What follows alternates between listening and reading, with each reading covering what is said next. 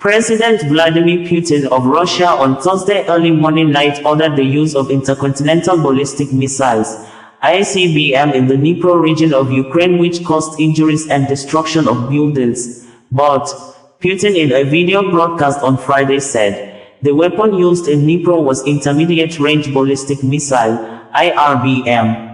The missile targeted industrial and critical infrastructure, causing fires and injuring 2 people. Local reporters stated that the missile was launched from Russia's Astrakhan region, accompanied by a Kinzhal hypersonic missile and 7 Kh-101 cruise missiles. Ukrainian defenses intercepted 6 of the cruise missiles but did not confirm the ICBM or IRBM impact. The attack followed Ukraine's use of US and British missiles on Russian territory, worsening the conflict. Moscow warned that these attacks could cause serious consequences. Military observers said although Ukraine's Patriot systems can intercept short-range missiles, they are not optimized for ICBMs. Analysts question whether the US was pre-notified of the launch to avoid accidental retaliation.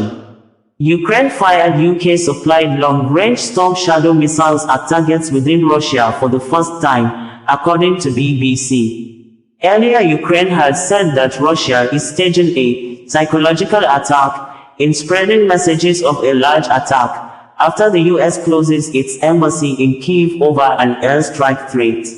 Russian President Vladimir Putin, in a nationwide address, stated that Western long-range missiles were used in strikes on military facilities in Russia's Bryansk and Kursk regions, marking a shift in the Ukraine conflict to a global war.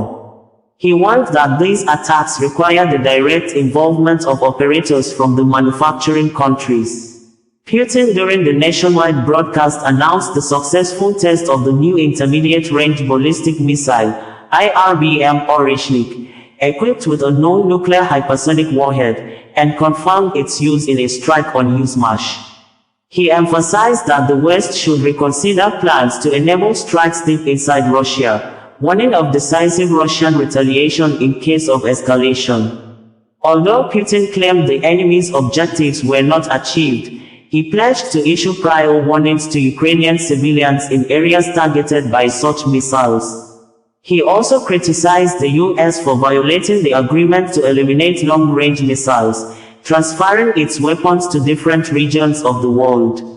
In a swift reaction, President Volodymyr Zelensky on Friday said, "Today, Putin admitted to taking a second step this year toward escalating and expanding this war.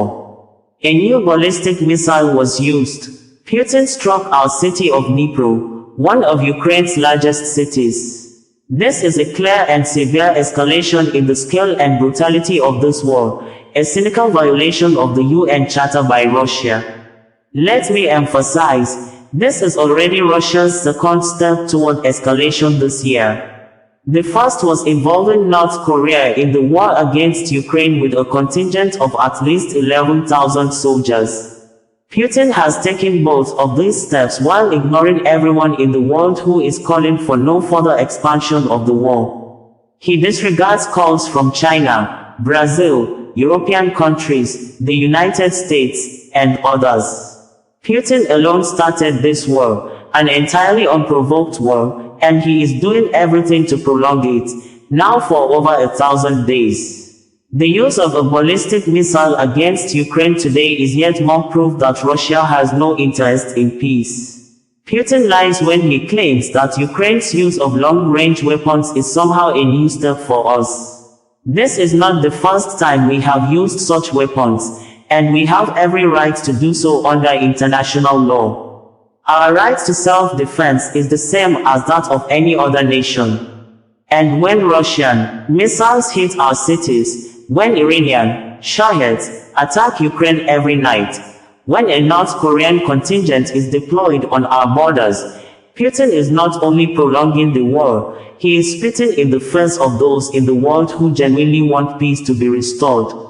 The world must respond, right now. There is no strong reaction from the world. Putin is very sensitive to this. He is testing you, their partners. It is clear who the sole culprit of this war is.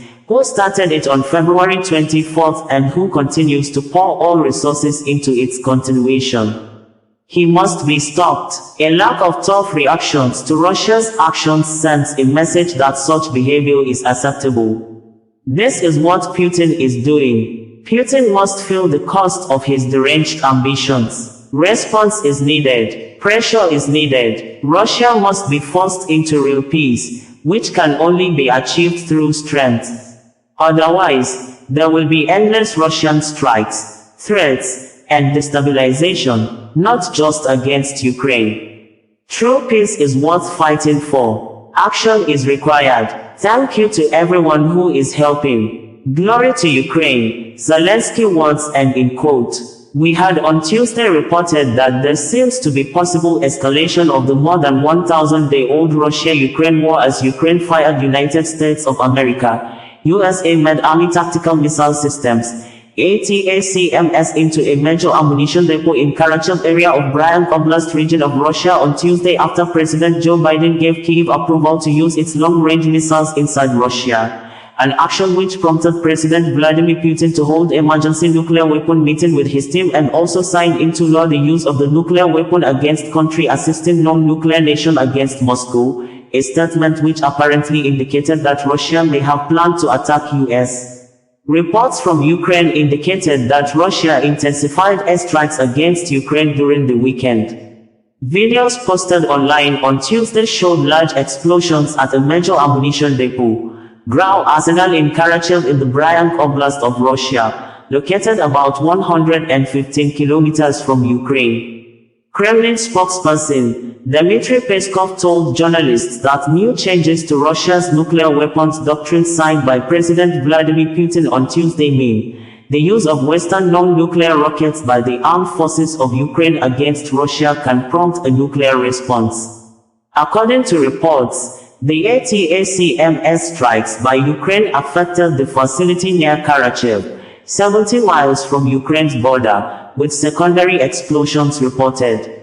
Footage showed a fiery explosion followed by plumes of smoke. Ukrainian military sources confirmed the success of the operation, marking a turning point in the conflict as US-made missiles are now part of Kyiv's arsenal. Russia claimed its air defenses intercepted 5 missiles, but debris from one caused a fire at a military site.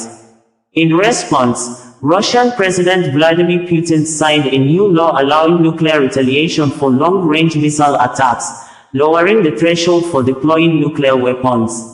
Putin also issued a direct warning to the US, accusing the Biden administration of recklessness after its recent approval for Ukraine to use ATACMS. Russian lawmakers condemned Washington's decision, with one senior official calling it a significant step toward World War III. This escalation comes on the 1,000th day of the war, underscoring the growing global tensions. The Russian Defense Ministry said that it defeated a Ukrainian attack that used US-made missiles shortly before the Kremlin updated its nuclear weapons doctrine to allow for nuclear strikes in response to foreign ballistic missile attacks. The changes to Russia's nuclear doctrine were unveiled several weeks ago but only signed by Putin on Tuesday, as officials in Moscow expressed anger at the US decision to allow ATACMS use on Russian territory.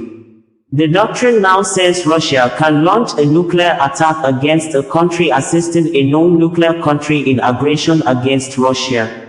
Russian Foreign Minister Sergei Lavrov said on Tuesday, the fact that ATACMS was used repeatedly in the Bryansk region tonight is, of course, a signal that they want escalation.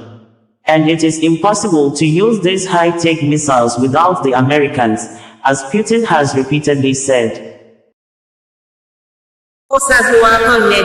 Bringing you the news in a more digital way.